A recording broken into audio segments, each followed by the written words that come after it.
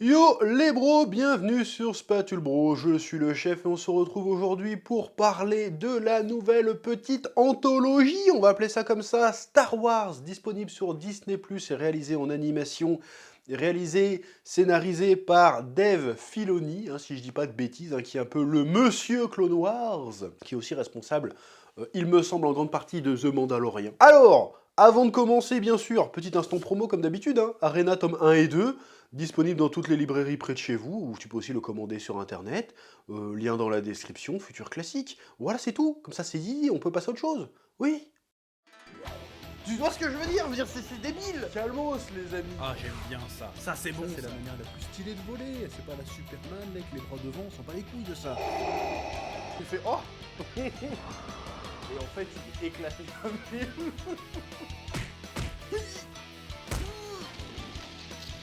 Je sais pas ce qui m'a pris là. Là, j'ai craqué.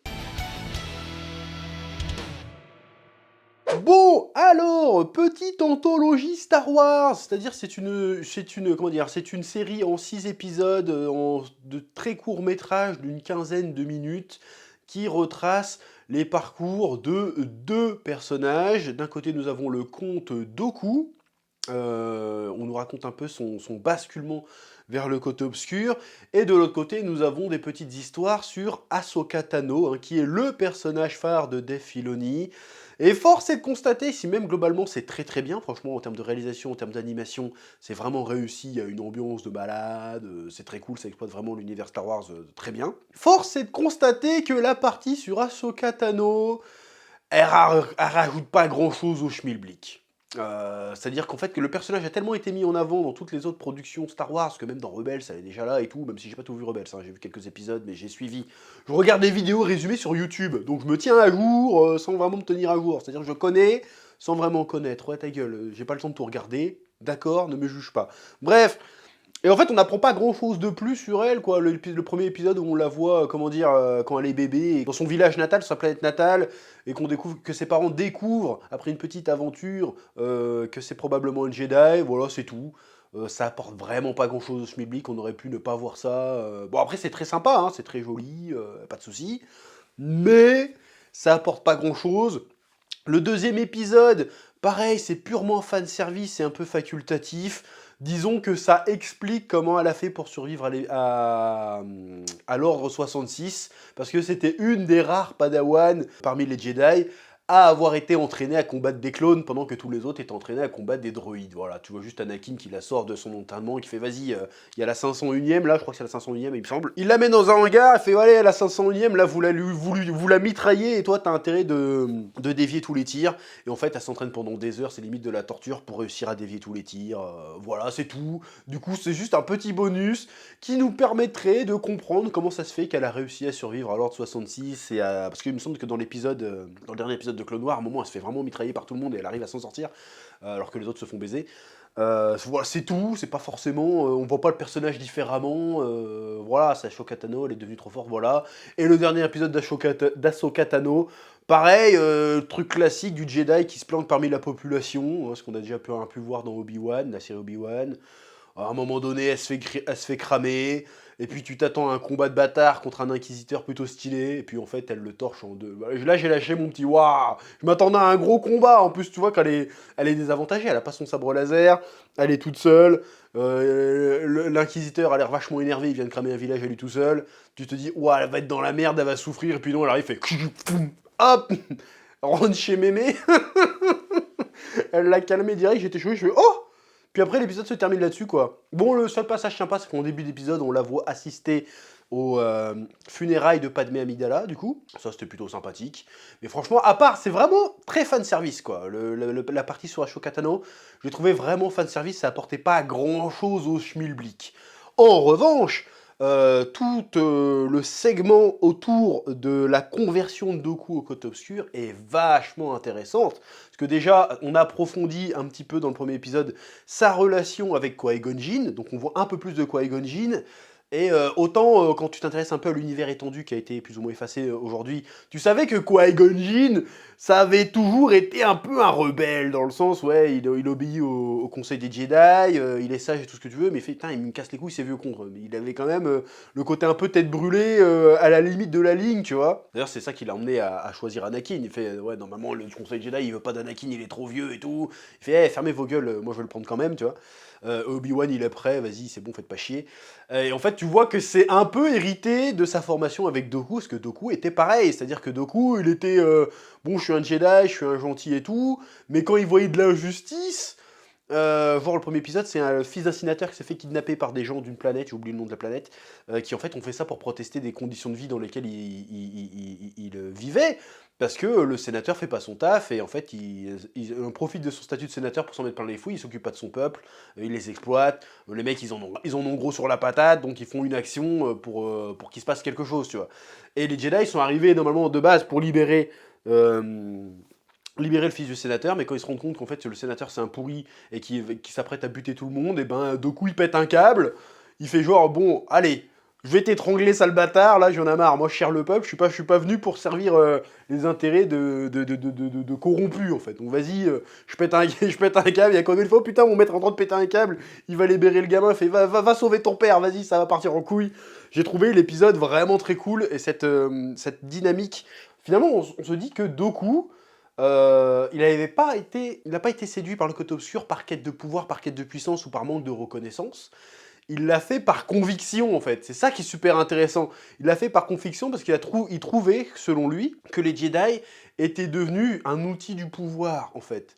C'était devenu les pantins du Sénat et des lois de la République, et qu'ils avaient perdu, selon lui, leur mission première, qui était d'être au service du peuple. Donc c'est super intéressant de voir que le gars était idéologiquement en contradiction avec les Jedi. C'est pas juste oh, je veux plus de pouvoir, je convoite le pouvoir, je vais être reconnu à ma juste valeur. C'est que non, le gars avait tellement envie d'apporter la justice, d'apporter l'ordre, le véritable ordre, qu'en fait il s'est un peu perdu et qu'il a été trop loin dans ses méthodes. J'ai trouvé ça super intéressant, et puis la relation avec Qui-Gon Jinn était plutôt cool, surtout dans le deuxième épisode. C'est dans le deuxième ou dans le troisième? Non, c'est dans le troisième épisode où on voit ça particulièrement. Déjà, on voit qu'il pesait Goku aussi dans le second épisode, parce qu'en fait, tu vois qu'il a l'ascendant sur Mace Windu, alors que Mace Windu, c'est censé être le badass parmi les Jedi, et en fait, tu te rends compte que Dooku, en fait, il pèse plus, Dooku. J'ai trouvé ça cool quand Mace Windu, il fait genre... Mace Windu, c'est le timoré, c'est le pisse froid, tu vois, alors que le Dooku, là, il fait non, mais ferme ta gueule, Windu, on va faire comme ça. J'ai trouvé ça stylé, ça rajoute vraiment une aura au personnage. Dans le troisième épisode, j'étais super surpris que ça se passe en même temps que la menace fantôme. Ça se passe parce qu'il croise Qui-Gon Jinn quand il ressort du conseil et qu'il les prévient qu'il a été attaqué par un Sith, et quand il en profite aussi pour leur parler d'Anakin, il me semble, à ce moment-là. Et les Jedi ils font genre ouais mais non, il n'y a pas de maître Sith, ils le croient pas trop, ils le prennent pas trop au sérieux. Et il a une discussion avec Dooku à ce moment-là. Et la discussion est plutôt intéressante, parce que genre, ouais, ça fait des années que je préviens que le côté obscur est arrivé et que notre pouvoir décline et tout, et ils m'écoutent pas, et ils vont pas t'écouter non plus, ils vont pas te prendre au sérieux, donc fais attention à toi, et fait vous inquiétez pas maître, je ferai gaffe et tout. Et boum, transition, tu sais que Qui-Gon a été tué par un Sith, du coup, par Darth Maul, et puis tu vois Dooku qui pleure vraiment son élève, son apprenti, quand il se souvient, ouais, la première fois que je l'amenais ici, il avait jamais vu d'arbre et tout, putain, le mec... Tu sens vraiment la souffrance du gars, et tu sens que le gars, en fait, était animé de bonnes intentions. Le personnage a gagné vraiment en profondeur et est devenu super attachant. Et en fait, c'est un personnage qui est au moins aussi tragique qu'Anakin, finalement, même si, évidemment, on n'a pas suivi autant. Mais tu vois que le gars a été déchu par un... En fait, c'est lui qui n'aimait plus les Jedi, et les Jedi, il l'aimaient plus non plus. D'ailleurs, on le voit à la fin du deuxième épisode. C'est Mace Windu qui est promu, alors que c'est Dooku qui a fait tout le taf, tu vois. Et en fait, Mace Windu, il s'est fait promouvoir parce qu'il a fait sa petite salope en étant balancé que, dis donc, Dooku, il n'a pas été très catholique dans ses méthodes. Voilà, donc tu vois que Mace Windu, c'était un peu une petite salope quand même. Donc bref, tout ce segment sur Dooku était super intéressant, c'était vachement pertinent, ça apportait énormément de choses, on voit le personnage différemment, on le voit qu'à un moment donné, il a hésité, il aurait pu revenir du côté clair, mais il a dit non, vas-y, laisse tomber, c'est trop tard. Du coup, on apprend que c'est lui qui a buté Yaddle. la femelle Yoda qui avait disparu entre l'épisode 1 et 2. Maintenant, on sait pourquoi. Bon, par contre, va falloir expliquer un truc, parce que la Yaddle, elle parle normalement, tu vois. Donc là, il y a un problème. Là, Yoda, il se fout de notre gueule depuis 900 ans, là. Yoda, il parle en verlan, et l'autre, elle est de sa même espèce, elle parle normalement. Pourquoi il parle en verlan, Yoda? Il va falloir l'expliquer à un moment donné. Ça se trouve, ce bâtard, il s'appelle Yado, tu sais. Enfin, Yoda, attends, il s'appelle Dayo, en fait, mais je m'appelle Yoda. Parce qu'il parle. Cette blague est à chier, mais je l'assume jusqu'au bout. Bref, très très bonne série.